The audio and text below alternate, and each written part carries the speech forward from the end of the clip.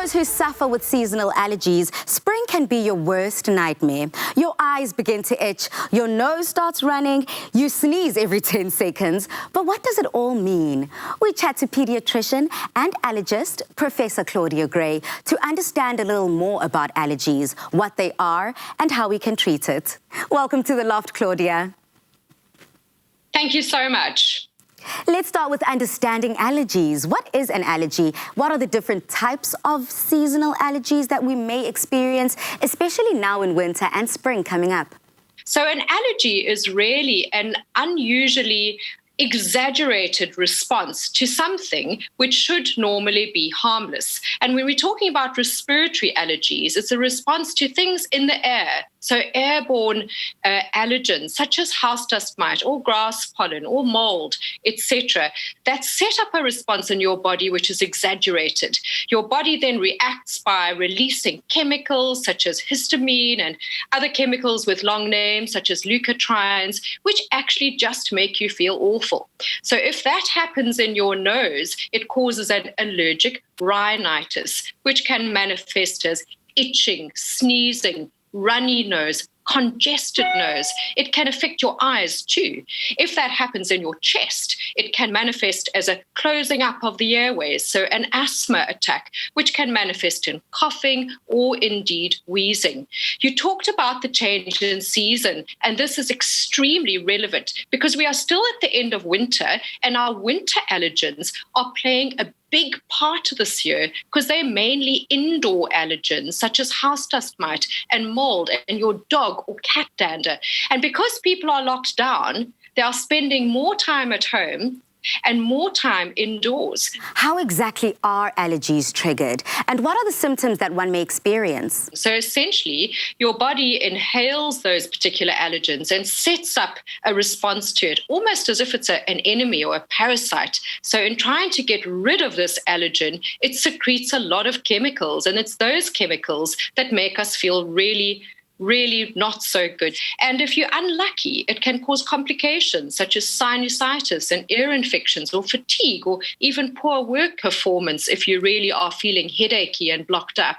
If those allergens get into your chest and you have an asthma tendency, then a closed chest, wheezing and coughing. So a variety of presentations for the respiratory allergies. Are we born with allergies, or is it something that develops? So often we're born with the genetics, so there might be allergies in the family, but that doesn't necessarily mean you'll manifest. So there are other factors that influence our genetics, and these are called epigenetic factors that influence how our genes are expressed. And other factors may be the timing of when you get into contact with an allergen, whether you've had eczema or not as a baby, which can let allergens through the skin, whether there's pollution, whether there's been smoke around where you've grown up. So it's a combination of genetics and environmental influences. How then can we manage allergies, and is it something that can be cured?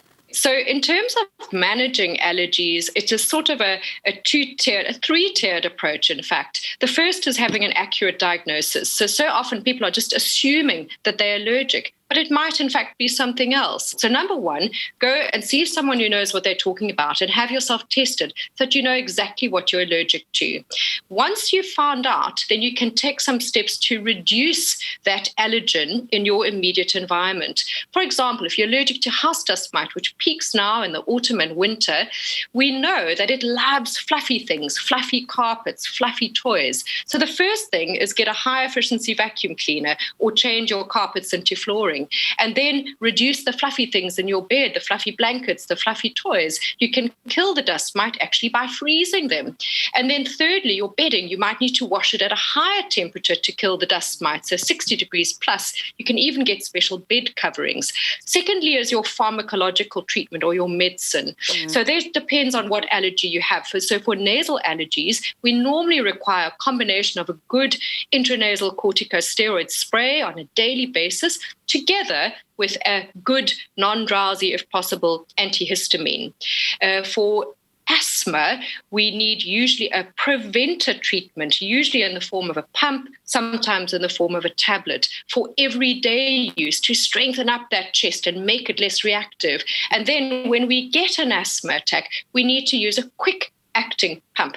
So it's very important to get your treatment tip-top, especially in a season like this one where we've got complications such as COVID-19. You don't want to be sick as a baseline. You want to be tip-top. So there's no direct cure, but the closest that we come is something called immunotherapy, where we actually give people tiny amounts of the allergen over time to trick the body into liking it from an immune point of view rather than rejecting it and reacting to it. Immunotherapy for respiratory allergies can be injectable or it can be sublingual, which means little drops under the tongue. And generally over time, if you do that for 2-3 years, you can shift your body into accepting that allergen. And that is more the most cure we can offer. Otherwise, it is symptomatic treatment. Thank you so much, South Africa. You heard it here first from an expert in the field, Professor Claudia Gray. She is a pediatrician and, of course, an allergist, helping us navigate this time with our allergies. We appreciate you, Claudia. Goodbye. Bye. Thank you.